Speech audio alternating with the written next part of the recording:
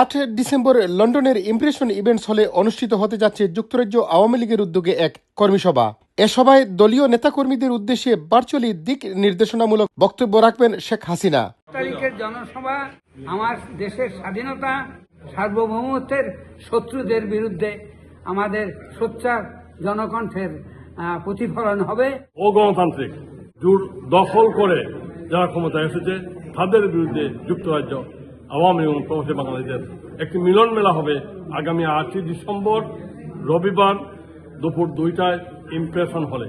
8 December রবিবার impression ইভেন্টে জননেত্রী শেখ হাসিনা প্রবাসীদের উদ্দেশ্যে দিক নির্দেশনা দিবেন, গুরুত্বপূর্ণ প্রধান অতিথি হিসাবে বক্তব্য রাখবেন। শুক্রবার পূর্ব লন্ডনের একটি মিডিয়া সেন্টারে যুক্তরাজ্য আওয়ামী লীগের এক কর্মী সভায় বিষয়টি জানানো হয়।